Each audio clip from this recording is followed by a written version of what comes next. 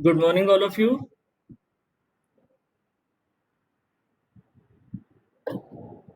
Am I audible?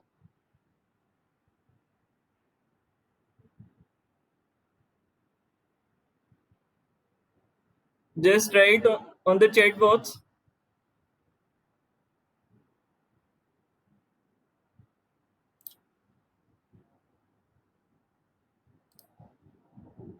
Okay.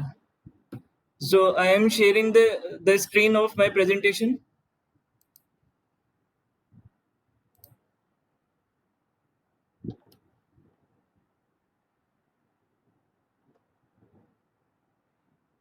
As most of the students did not attend the last lecture, so I am going to start once again the subject, and the initial lecture is very important, so we are going to again study. If you already studied, then once again you will study, and the new students are studying from the first lecture. So basically this subject not belongs to the IT and CS branch, and but the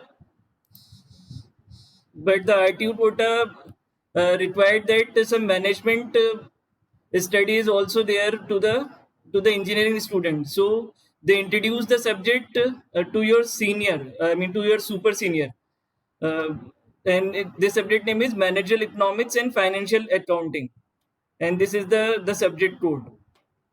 So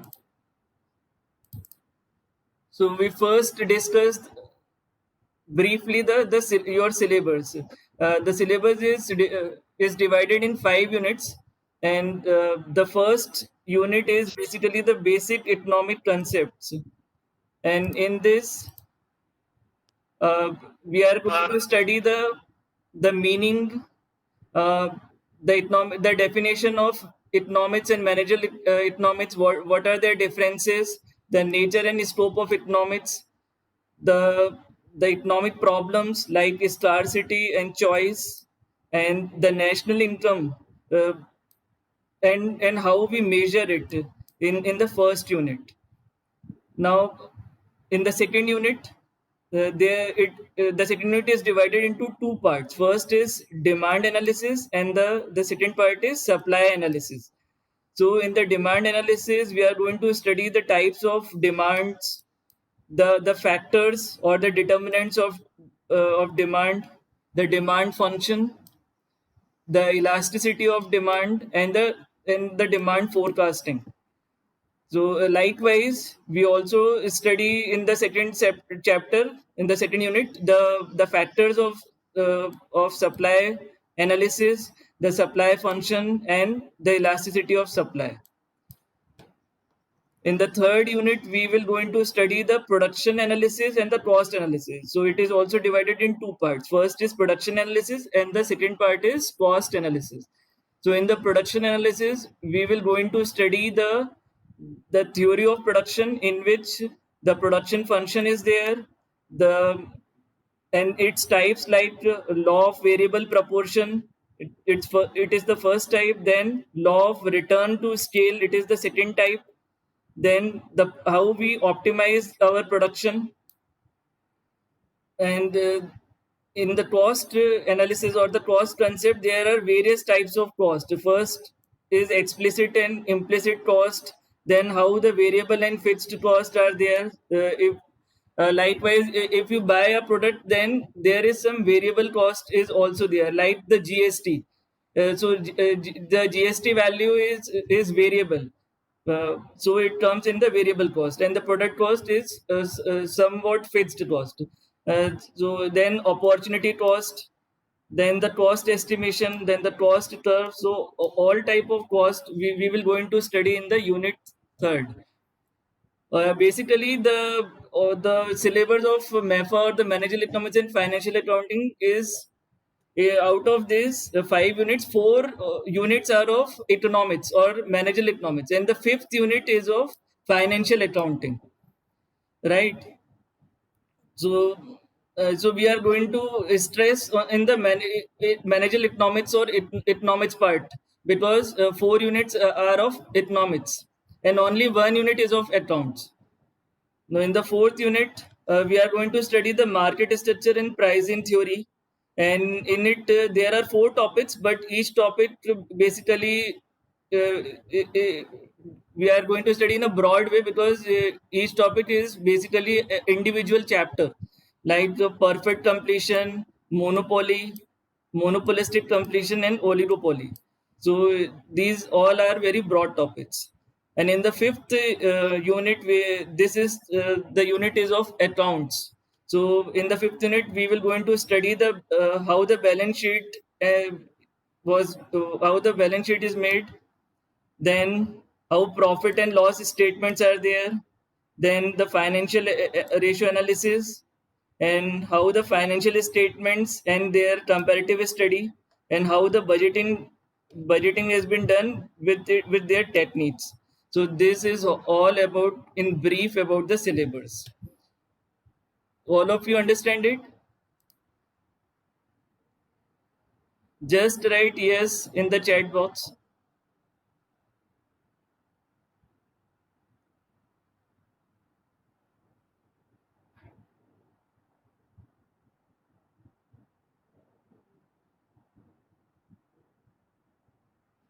So how many participants are there in today's class? 27. Your friends are in the waiting queue.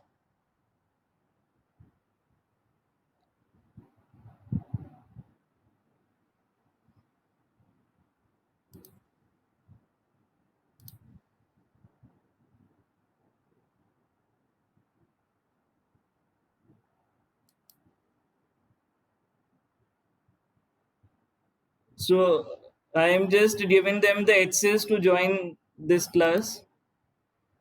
Yes, now they also joined the class.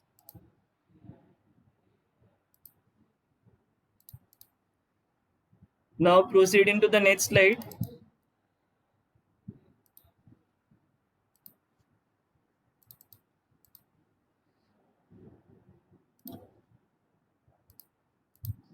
Now the introduction.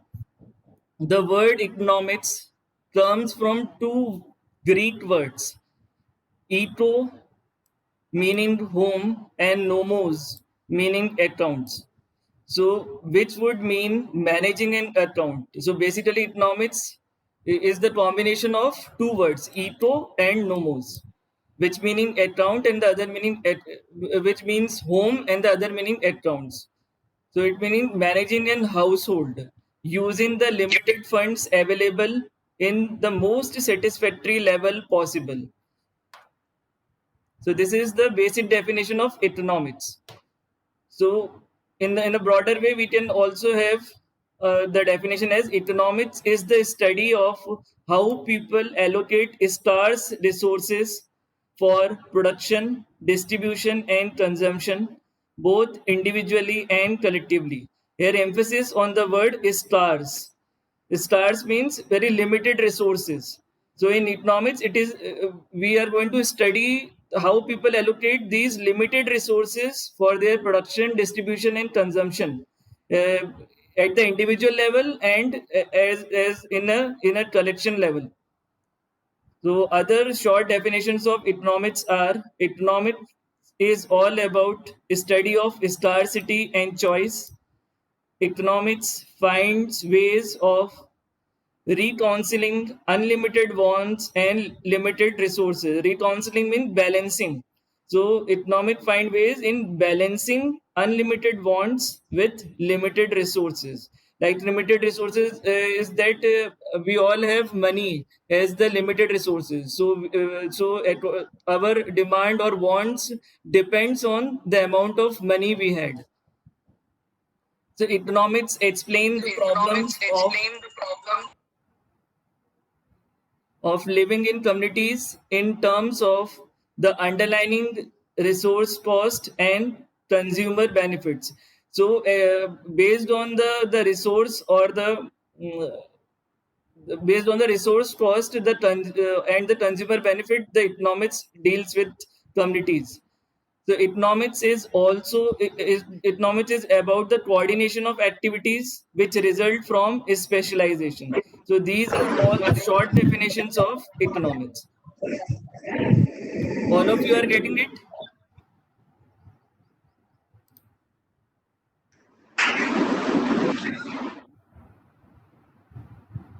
Just mute your microphone.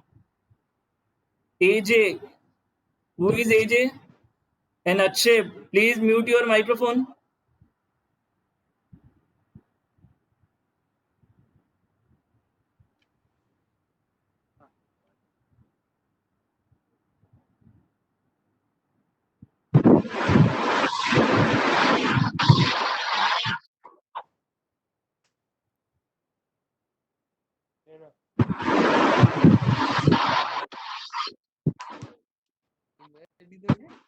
Who is AJ? Who is AJ 751? 751? Mute your microphone.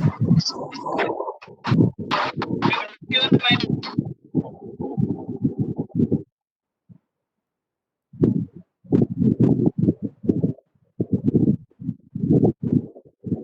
Hetul Bhatia, mute your microphone.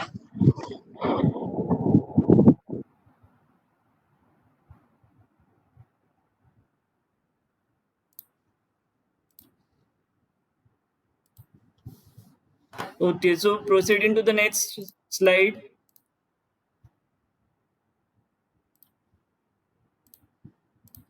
So these are some of the modern definitions of economics. So whenever you write the definition of economics, in the answer you should also quote the economist name who would give this definition. Like the first definition is given by Lord James Keynes. So you should also write the name of the economist or the expert would give this definition. So according to Lord James Keynes, economics study how the levels of income and employment in a community are determined. In case terms, economics is defined as the study of administration of scarce resources and of the determinants of income and employment. So, so these experts or the economics give different definitions according to their study. In in the same way, Beham's words, economics is the study of factors affecting the size, distribution, and stability of a country's national income. So you should also write the economist name after giving its definition. So these are some of the modern definitions. Now proceeding further. Now the next topic is economic theory. Economics focuses heavily on the four factors of production, which are land, labor, capital, and enterprise. So these are the four factors, or we can say these are the four pillars on which the economic theory depends: land, labor, capital, and enterprise. Economic is split into the following two broad categories of study. The first is microeconomics and the second is macroeconomics. So as the word meaning micro means small and the macro means big. So microeconomics, it is the branch of economics that studies how households and business reach decisions about purchasing, savings, setting prices, completion in businesses, etc. It focuses at the individual level. So in case of microeconomics, we will going to study the individual level. We are going to study the individual level. But in case of macroeconomics, it is the branch of economics that studies the overall working of a national economy. So it is the overall working of national economy. It is more focused on the big picture and analyzing things such as growth, inflation, interest rates, unemployment, and taxes as a whole. So, in macroeconomics, we are going to deal with the issues of the national interest. or you can say in a broader way, the international interest issues comes under the macroeconomics. So proceeding further to the next topic. Now we are going to study in detail the micro and macroeconomics. The first is microeconomics. So the word micro means a millionth part. So in microeconomics, we analyze a small part or components of the whole economy. That is individual, emphasis on the word individual. So individual consumer behavior or firm price of particular product or factor of production, employment in firm or industry. Here we emphasize on the word individual level. In simple, microeconomic theory studies the behavior of individual decision making units such as consumers, resource owners, and business firms. The basic assumption in microeconomic analysis is full employment in the economy as whole. So this is the assumption. If at the individual level, if a person got the employment, then it does not mean, according to microeconomics, it assumes that all the persons of the country are employed. But this is basically the assumption, which is not true. Are you getting it?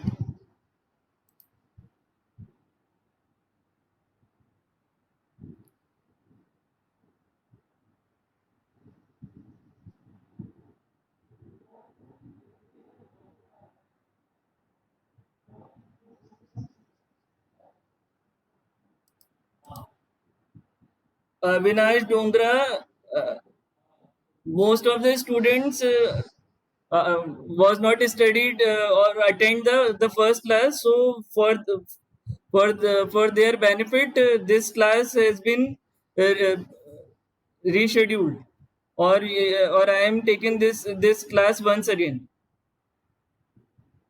because this subject is not of engineering, so it is very difficult for students to understand. So the first class is very important, so this class is taken once again.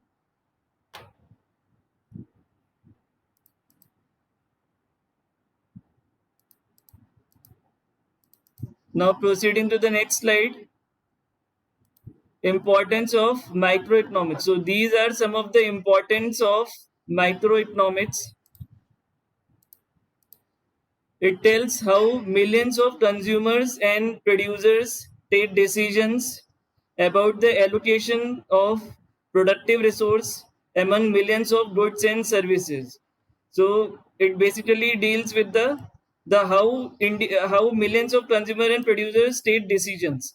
It explains how through market mechanism goods and services produced in the community and distributed. It also explains the determination of the relative prices of the various products. So, if we can say that there are many items for the product, so their prices are relative, and the consumer purchases the one which is very of cheaper cost, but given the same benefits as of the the costlier product. So it also explains the determination of relative prices. It explains the conditions of efficiency both in consumption and production and departure from the optimum. So it deals with consumption and production as well. So microeconomics helps in the formulation of economic policies calculated to promote efficiency in production and the welfare of the masses. So these are some of the important points of microeconomics. Now proceeding further. Now the limitations of microeconomics. So these are some of the limitations of microeconomics. So first is it cannot give an idea of functioning of economy as a whole. It only gives an individual level. Like an individual industry may be flourishing, but economy as a whole may be languishing. You can say the individual industry can be growing, but the economy as a whole is not growing, and it's growing down or is diminishing. The second limitation is it assumes full employment, which is a rare phenomena in the capitalist world, therefore an unrealistic assumption. Uh, we cannot judge of from the individual employment, individual person employment, that whole of the whole people in the country are employed. So therefore, it is an unrealistic assumption. So these are some of the limitations by which we are going to move to the macroeconomics. So proceeding to the next slide. Now, the macroeconomics. The macroeconomics is concerned with aggregates and averages of the entire economy. Aggregate means the sum and the averages of the entire economy. So like the national income, the aggregate output. In case of national income, all the states, the income of all the states are clubbed. So the national income can be in order to get the national income. So it is basically the aggregate or the sum, or in other words, also the averages of the entire economy. The total employment, the total consumption, savings and investment. So these are all the factors of the macroeconomics. So and the next point is, in macroeconomics we study how these aggregates and averages of the economy as a whole are determined and what causes fluctuations in them. So here we are dealing with the aggregate and averages of economy as a whole, to the nation. The macroeconomics also analyzes the chief determinants or the chief factors of economic development and the various stages and processes of economic growth. So, the factors on which macroeconomics going to build also deals in the macroeconomics. So, these are some of the the overview or the definitions of the macroeconomics. Now proceeding further, the importance of macroeconomics. So the macroeconomics is helpful in understanding and functioning of a complicated economic system. Like it gives bird's eye view of the economic world. Like it gives you just the theoretical concept. The next point is, it is useful in framing economic policies for the nation. The next is, macroeconomics also occupy an important place in economic theory in its pursuit of the solution of urgent economic problems. Now, these problems relate to aggregate output, employment, and national income. So, these problems can be solved by using macro analysis. So, these are the important points of the importance of macroeconomics. Now, proceeding to the next slide. Limitations of macroeconomics. So these are some of the limitations of macroeconomics. Like in macroeconomics, individual is ignored. So it is individual welfare which is the main aim of economics. So here individual is ignored, and only the national issues are being taken in macroeconomics, not the individual person. The second point is, the macro analysis overlooks individual differences. Like general price level may be stable, but the prices of food grains may have gone, is spelling ruin to the poor. Like in case of macroeconomics, we are going to take the distress of the whole nation as a whole, but not on the individual level. Like we cannot discuss here how the poorer people get poorer, and so we are only getting the average average income of the person, or the average issues which the country needs. So individual level is not discussed in case of macroeconomics. Only the national issues as a whole is discussed here. So these are some of the definitions of these are some of the limitations of macroeconomics. Now proceeding further, integration of micro and macroeconomics. So neither the two approaches, micro and macro, can alone adequately help us in analyzing the working of economic system. It is therefore essential to integrate the two approaches.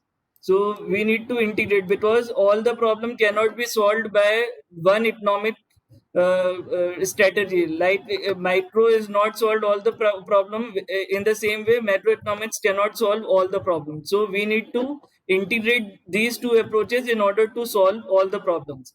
Ignoring one and exclusively concentrating attention on the other may often lead not only inadequate or wrong explanation, but also to inappropriate or even disastrous remedial measures. So we need to integrate the two economics, micro and macro, in order to get complete solution of all the problems. All of you are getting it? So this is all about the micro and macroeconomics. We are going to see the differences of it. All of you are getting it? Just write yes.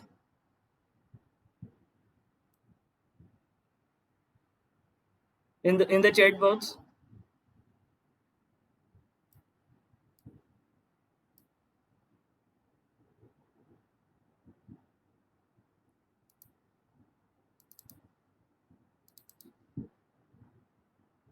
Okay, so proceeding to the next slide.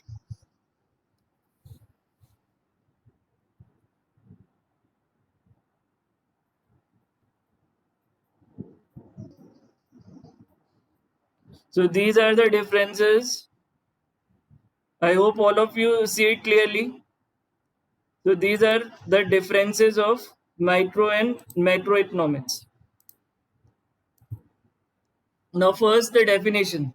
In the microeconomic is the branch of economics that studies behavior of individual, consumer, firm, family, is known as microeconomics. And in case of macroeconomics, it is the branch of economics that studies behavior of the whole economy, both national and international, is known as the macroeconomics. So the second point of comparison, it deals with so microeconomics deals with individual economic variables, whereas macroeconomics deals with aggregate economic variables. Now third point is business application. Microeconomics applied to operational or internal issues, whereas macroeconomic business application is applied to environment and external issues. Now the fourth point of comparison is scope. Microeconomics covers various issues like demand, supply, product pricing, factor pricing, production, consumption, economic welfare, etc. So these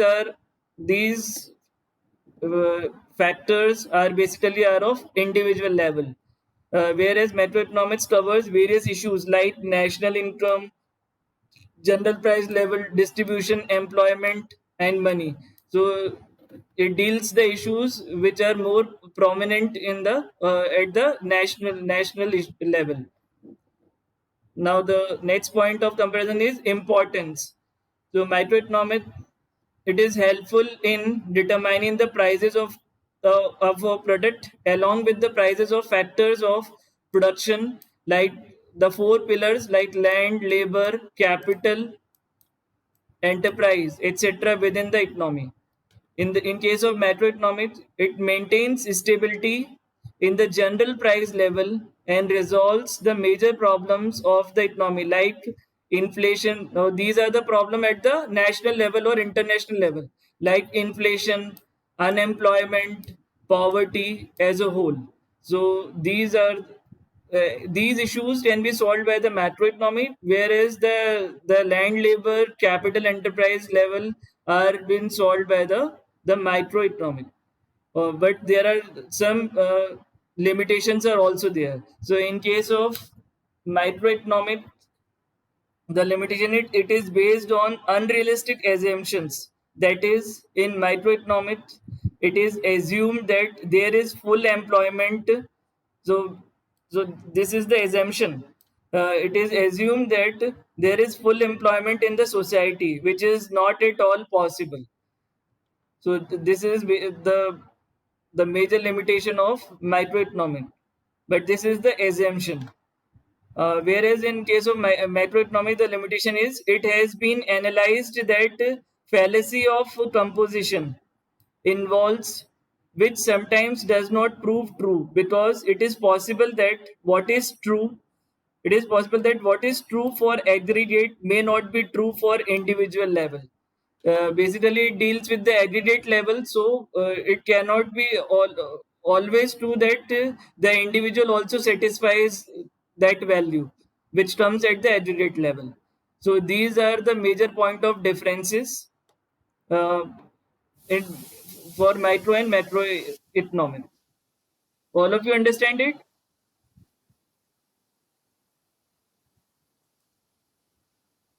Just write yes or no in the chat box.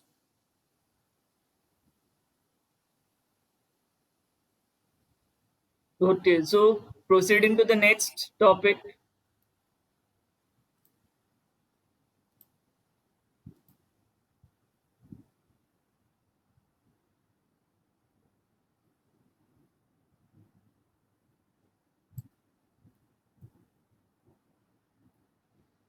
Now, the managerial economics. Now, as we see the definition of economics, so there is slight difference in the definition of managerial economics. So, as I told you earlier, that whenever you write the definition of economic, or the term like managerial economics, so you need also to write uh, the name of the economist or the expert who gave this definition. So first the definition given by uh, KKCO and BJ Winger. So they define the economics as they define the managerial economics as the integration of economic theory and methodology with analytical tools for applications to decision making. Here, emphasis on the word decision making, because the manager's main task is to make decisions or to take decisions out of the choices uh, they had. So they give the definition as the integration of economic theory and methodology with analytical tools for applications to decision making about the allocation of scarce resources in public and private institutions. In the same way, J, J.L. Papas and E.F. Brigham also give the managerial economic definition as the application of economic theory and methodology to business administration practice. More specifically, managerial economics is the use of tools and techniques of economic analysis to analyze and solve management problems. So you can see in both these definitions, economic theory and methodology is common, and they are using some tools in order to analyze and then solve the management problems. So the manager task is basically to take decisions, and if the problem persists, then with the use of some tools or some strategy or techniques, they are going to tackle that problem. In the same way, according to W.R. Henry and W.W. Haynes, also gave the definition of managerial economics as the study of allocation of limited resources, which we also known as the scarce resources. Limited means scarce.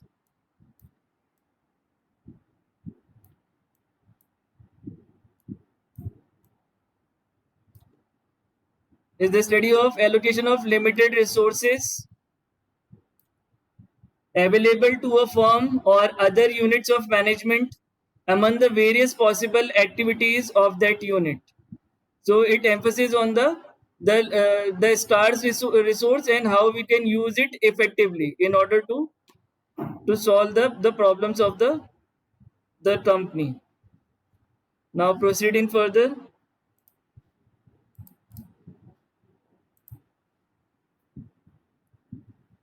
So there are some more definitions of managerial economics,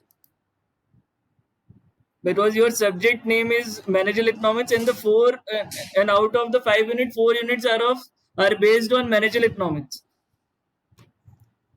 So according to T.J. Pone, the managerial economics is economics applied in decision making.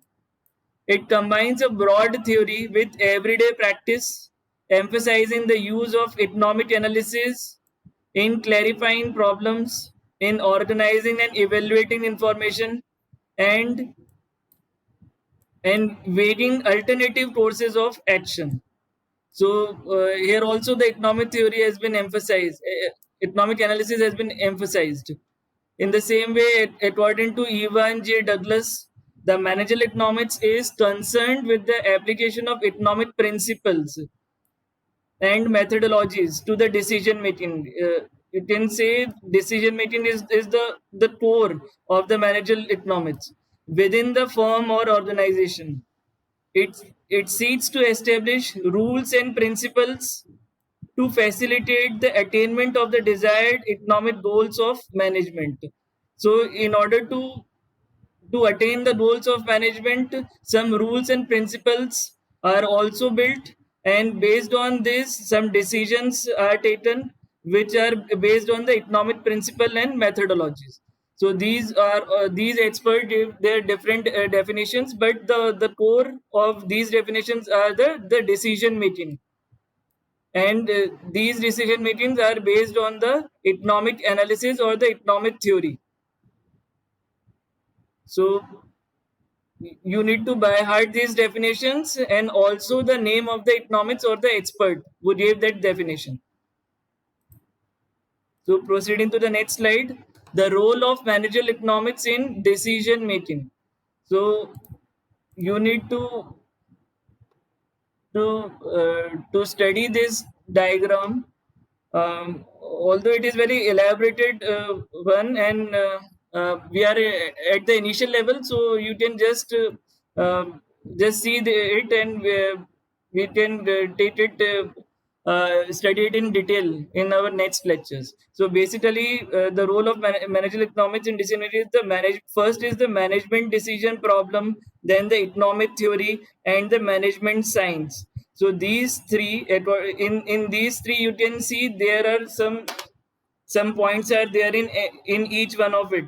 In economic theory, there are framework of decisions. So in economic theory, we are going to study the theory of consumer demand, the theory of firm, the theory of market structure and pricing, and in the management decision problem, there are certain terms like pricing and output determination, so make or buy, inventory level, and like labor recruitment and training are comes under management decision problems. In the same way, management science, or you can say the operational research. Here we are going to take the tools and techniques of analysis. You can identify, or the definition you can identify from the definition of managerial economics, that it deals with the economic theory, and it deals with the tools. So these are the tools, like from the tools, and there are some analysis methods like with the use of numerical analysis or statistical estimation, forecasting, game theory, optimization. So we can take the decisions based on it. Only 5 minutes are left for this class, so we are going to move in a faster mode. So these three, the decisions taken from these three are clubbed to the managerial economics. You can see that all the three are input to the managerial economics. So managerial economics is basically the combination of these three, and based on these, after that the manager takes the decision, and after that the decision is optimal solution to managerial decision problem, right? So this is all work as the managerial economics. What we studied in the previous definition, this is the flow chart, you can say the flow chart, how we can deal with it, right? Now proceeding further, now the scope of managerial economics. So in these fields, the scope is theory of demand, theory of production, theory of exchange or price level, theory of profit, theory of capital and investment.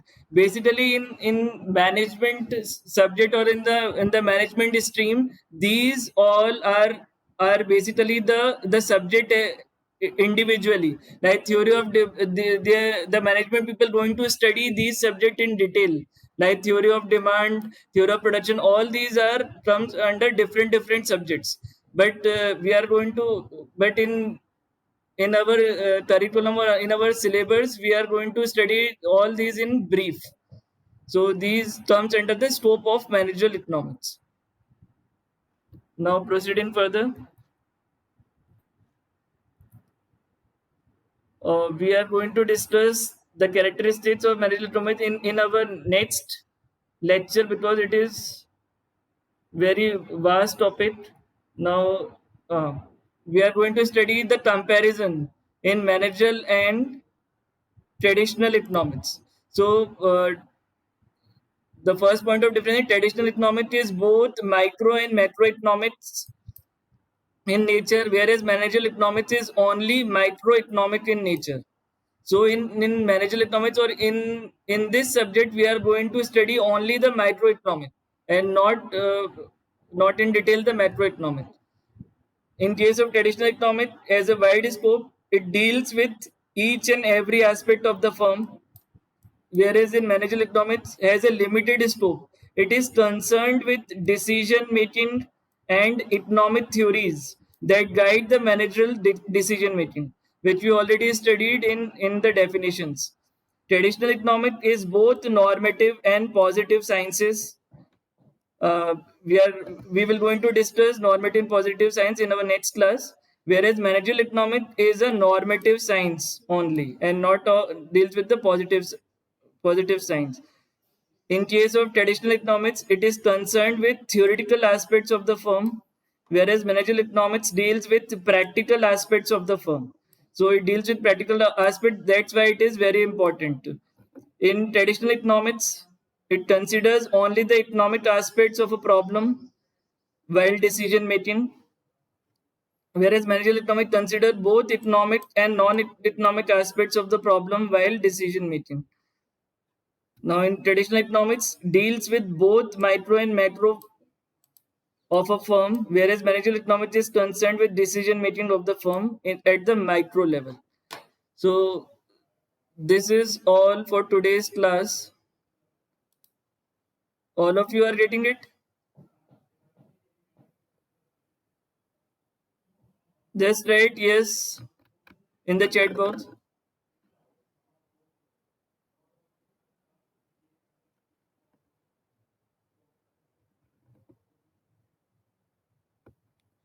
Okay, that's all for today's class. I will share you the presentation which we discussed today. Okay, Shivani. So we will slow our speed in the next class. Basically, this subject is of management.